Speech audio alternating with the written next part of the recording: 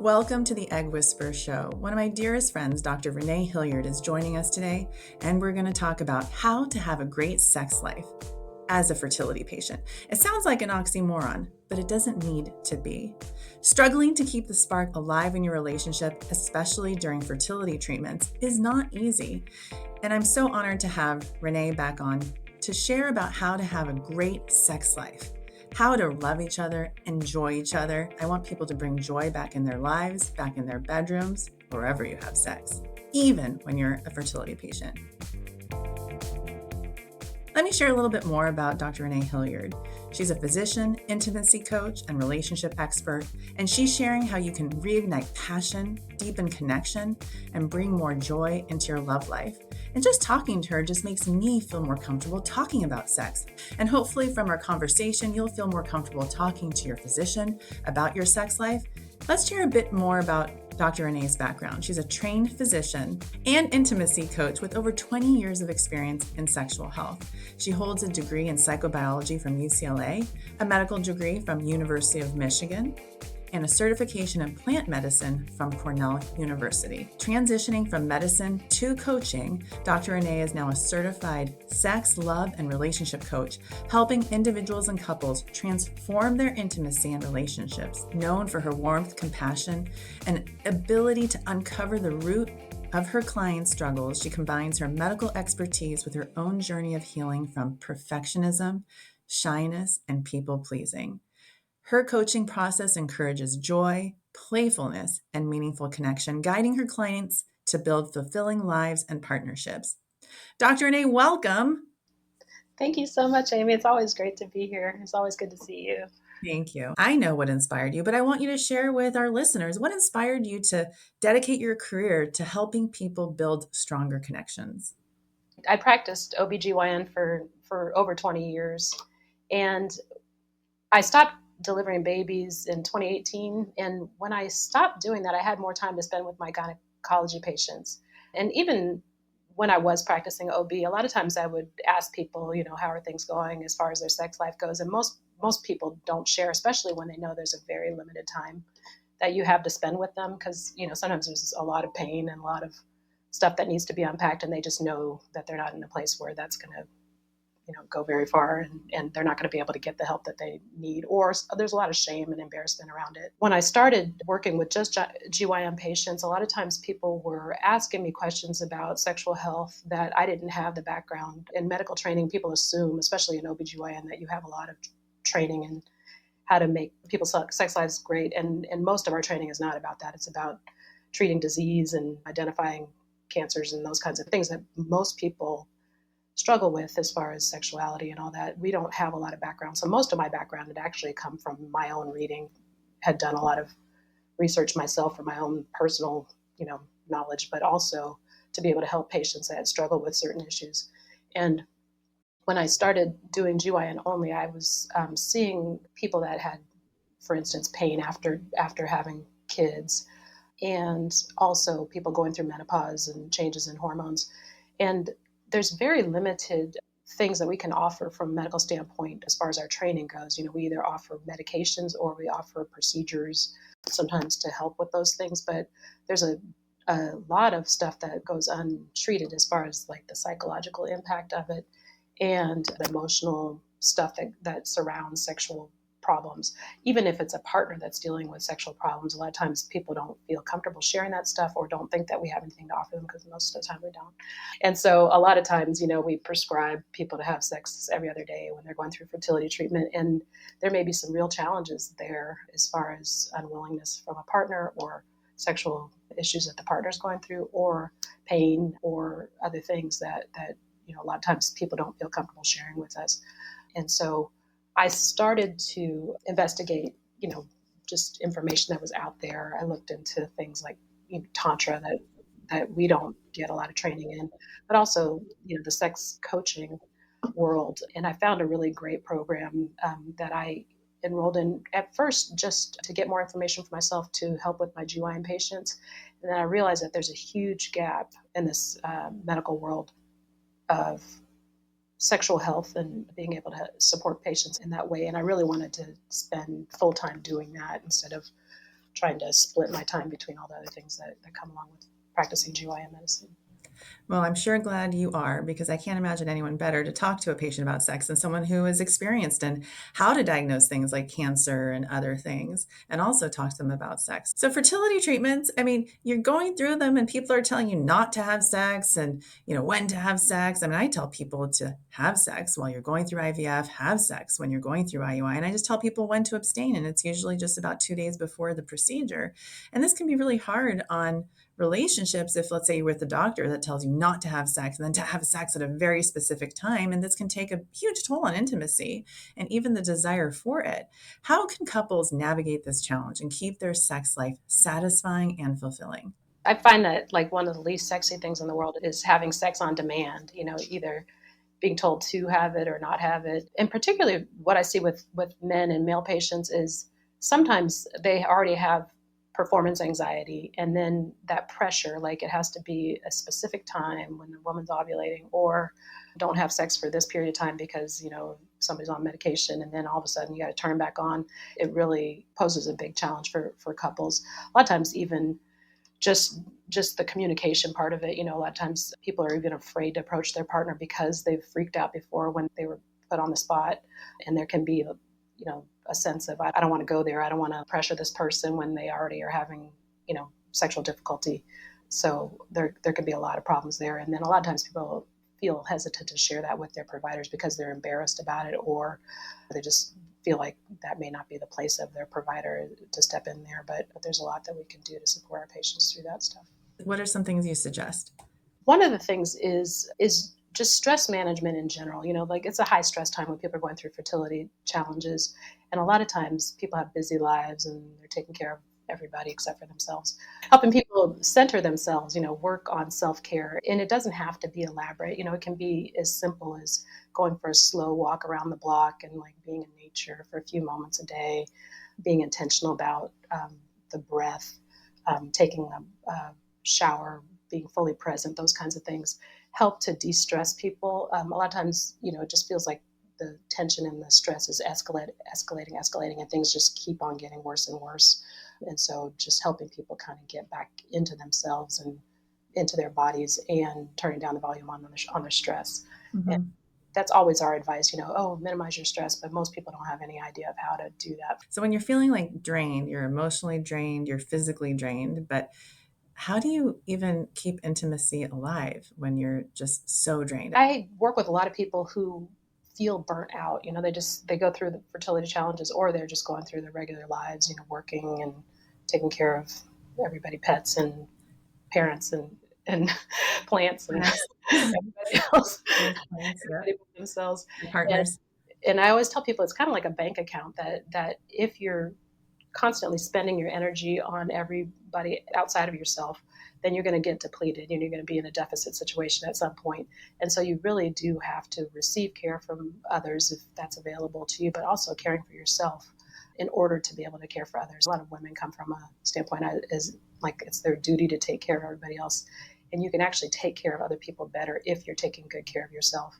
Sexual energy is life force energy. It's connected to our life force energy. And if you're cut off from it, you actually feel much more depleted than if you're connected to it. So a lot of times, people say, "Oh, I don't have any time for sex. Oh gosh, I'm already tired, and this last thing I want to do." But you actually can energize yourself by connecting with your sexual energy too. So. Well, how do you reconnect with your sexual energy? Like, how do people do that if they're just completely sexually, basically dead inside?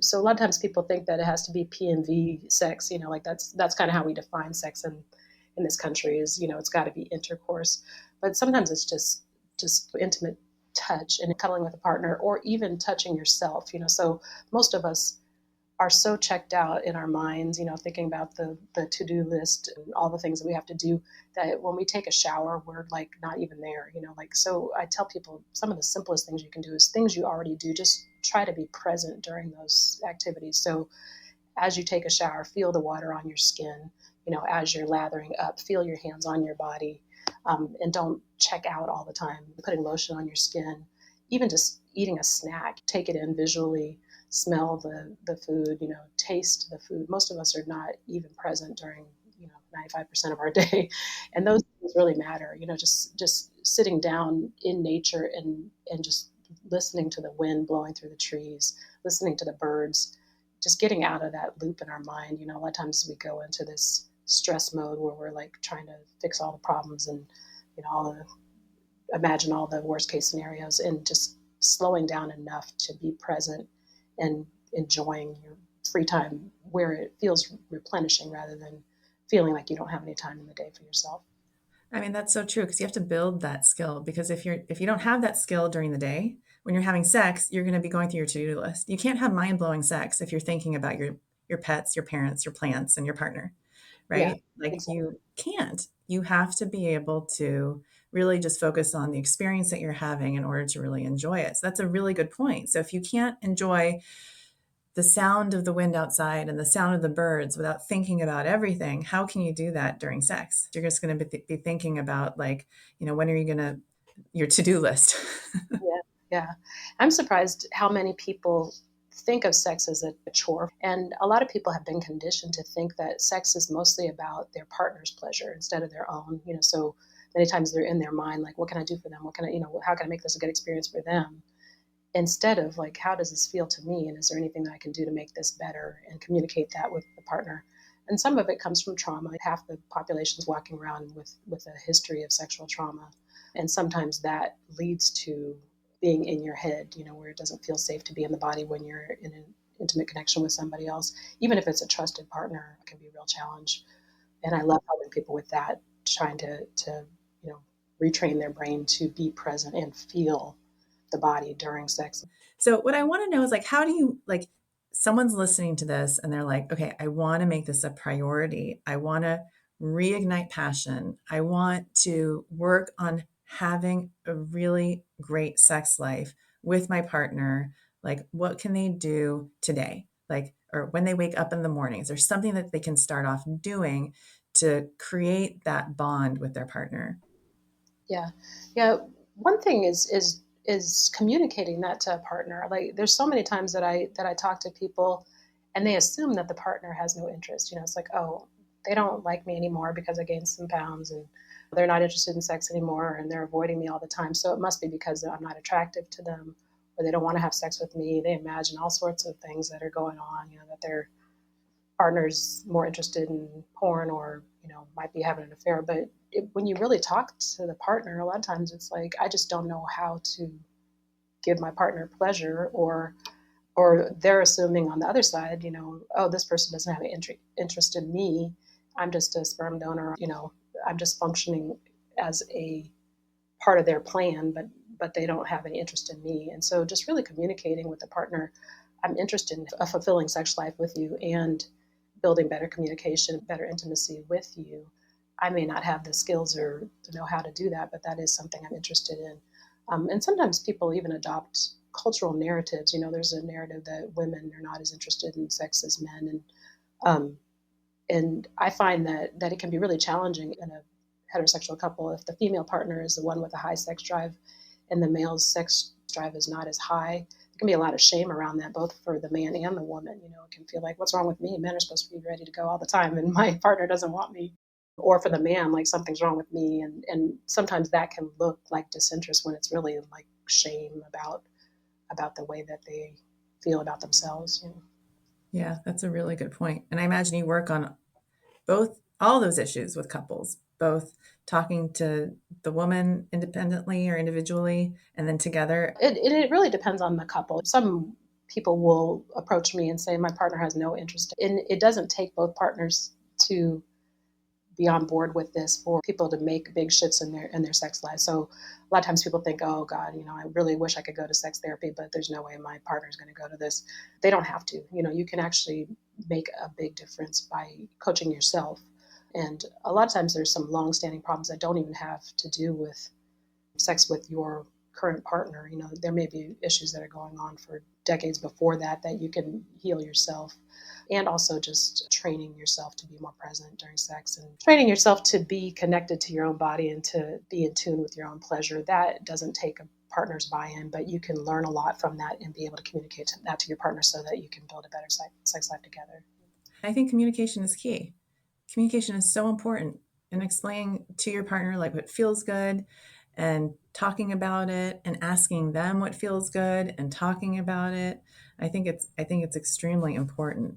So, for couples feeling stuck in a rut or struggling to enjoy intimacy during fertility treatments, what are some simple steps they can take to bring joy, happiness, and connection back into their relationship? A lot of times people lose sight of what attracted them to their partner in the first place. One thing I do early on is, have people tell me stories about when they met and what they liked about the other person, activities they used to share together. A lot of times people forget to look for activities they can do together outside of the whole fertility thing. A lot of times they forget, we used to like doing these hobbies together, or just going and doing fun things together, playing together. A lot of times people forget to play as they get older. We think of adulting as being serious and business minded, but bringing that play into your everyday life is really important. I mean, it's just really important to connect with your friends and, your community, just so you're feeling less lonely. And that takes me to the next question, because I don't feel like people talk about sex with other people. Should we talk about our sex lives with our friends? Should we be keeping that private? Having sexual issues and having fertility issues can be very isolating because there is this stigma or taboo in our culture about talking about those sorts of things. It depends on your friend circle and your family and whoever you want to share with. Sometimes people can overshare, which can actually cause a problem with partners. The partner may be more private and the person sharing may be like, oh, I'm an open book, I talk about everything. But a lot of times the partner doesn't want things shared, even if they're not the one with the fertility challenge. It's just like that feels like very private to some people. So communicating with your partner, like what level do we feel like is okay to share with other people, it's really important to respect that, because it can erode people's trust if we share too much, especially with family, with your in-laws, and they're like, oh, so tell me about your decreased sperm count. It's like, oh my God, really? Like, are we doing this? Um, so, so it's important to decide how much you're going to share with others and that kind of stuff. Okay, Dr. Renee, where can people find you if they'd like to work with you? Yeah. So I do my coaching online, which I think that is easier for people in some ways, because walking into a sex therapist or sex coach's office can be one of the most difficult things in the world to do. And I know because I've done that. Like before I went into this, I had challenges in a previous relationship. And so working online with people actually, people tell me that there's a comfort in that they can be in their own space. If people go to my website, reneehilliard.com, there's a button that they can click on there to schedule a consultation with me to see if sex coaching is appropriate for them. Sometimes people have other issues that it's more appropriate to see a therapist or see somebody else, but I'm happy to meet with people and see if it's a good fit. Great. A lot of it is really retraining mind patterns, um, you know, feeling into the body and like finding places where where people say they feel stuck, and there is a stuckness in the body somewhere, and uncovering those parts that need to be healed in order for people to be able to have the kind of sex lives that they're wanting. And somatic coaching is interesting. And this wasn't my background, as a physician, we don't think of things this way. A lot of the pain points that we've incurred in our life get stuck in the body. And it's so interesting to me to help people unravel some of that stuff. Some people can not even understand why they feel an aversion towards sex, or they feel like they want to run away, or just feel creeped out by their partner, or even with communication, they just feel like their throat closes up and they can't talk and they can't express their needs. And really getting to the root of those things and helping people move past that so that they can have the kind of relationships and sex lives that they want. I mean, that's hard if you feel grossed out by your partner, right? I mean, that's going to take a lot of work to get over. Yeah, yeah, it's more common than you might think. We think of as we age, we can have body image issues, where we judge ourselves and judge our bodies. A lot of times, and this goes for both genders, or all genders, is sometimes just going through the fertility process and seeing your partner in that light can actually cause a lot of aversion, and it's not something that can't be overcome, but seeing either a health diagnosis that is off-putting to you. And if you think about the way we're wired, we're wired to be attracted to partners whose fertility is in good shape. That's part of our deepest wiring is like, let me find a partner who, like, I can procreate with, and and with ease, and if there's a challenge, a lot of times that can trigger a really deep response that, a lot of times we judge, it's like, why is my partner off put by me? But a lot of times that's a deep, primal wiring that, you can't really remove, but you can move through it. And sometimes with secondary fertility can be having experienced the childbirth process, either because there were challenges, sometimes recurrent miscarriages, and the grief and all the trauma that comes from that can cause people to fear their partner getting pregnant again, because we're going to go into another cycle of grief and pain. Why would I want to do that to my partner? A lot of times people are averse to connecting with their partner because of their history together. And those can be some really rewarding things to move through, to help people move through. I hear from the men that they don't want to hurt their wives. They don't want Exactly. to cause them more pain. And when they try and have sex, it hurts her. And so I think it's really important to work through that as Yeah. soon as you are experiencing that. Yeah. Yeah. And that's a big reason for male sexual dysfunction. Women can often think, oh, it's because he's not attracted to me because, my body's changed or whatever. But a lot of times for the man, it's like, I caused her pain. I don't want to do that. I'm supposed to protect her. And there can be an aversion to sex, or it can contribute to arousal disorders with men, a lot of times. And that's something that they have to just accept. There's something that can be done about that. Mm-hmm. Mm-hmm. Well, thank you, Renee. I appreciate you coming on today to talk about this very important topic. It's part of my balls method, but I should probably make it sex as well. All the things you should talk about when you're going through fertility to get to a fertility diagnosis. So I appreciate you coming on to make this topic easier to talk about. So hopefully people will listen to this and go to their doctor and talk about their sex lives and see if they have any suggestions. And if they don't feel comfortable talking to their doctor, they can talk to you. And I want to just underscore that, there's very little training in this, in medical training. People assume that, and sometimes they go to their doctor and they have the courage to speak up, and they get dismissed, or the doctor feels uncomfortable, because they're human in this world that, sex is taboo to talk about, and so sometimes it can be nice to have somebody that is not in your community, or that does have expertise in this. Oftentimes it's not with our regular therapists. A lot of regular therapists don't have a lot of training in sexual medicine and for sexuality. So That's a really good point. When patients come to me for treatment, I encourage them to have sex and their jaws drop.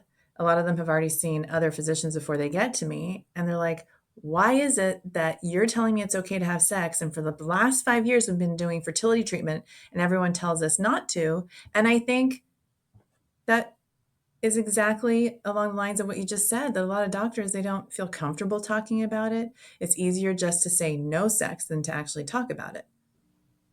and it puts a lot of pressure on people. A lot of times people are told the only time you're supposed to have sex is at this specific time, and the rest of the time you're not supposed to. And I don't know where that comes from. And it may be that there's not a lot of information in our training, and so people just fill it in with whatever nonsense they want to. It's a myth. It's just But so that we yeah, don't keep talking to people. It's just a myth. It's a silly myth. yeah, yeah. So it's great that you're out there, dispelling a lot of these myths for people, and you know, it helps people be empowered to go and push back with their doctor if they've heard your expertise and they know that that's not necessarily the way things have to be, to challenge their doctor and be like, I don't know, why you're telling me this, because Dr. Amy's out there and she's telling me a whole different thing. Which one's the truth? Sometimes doctors don't even know where their gaps in knowledge are, and sometimes it will drive them to go get better information so that they can help their patients better too. Well, it's always a pleasure having you here. Thank you again for joining me today. Thank you so much for having me on. It's You're the always a best. Thank you, Renee. Well, I thank hope you. you'll come back again and we'll talk more about sex. Oh, of course. Next time I'll bring my ukulele. Your ukulele, yes, please. Yes, that's what we need next time. Definitely, definitely. Well, thank Thank you, Renee. Have a great day. you too. Thank you. Thanks.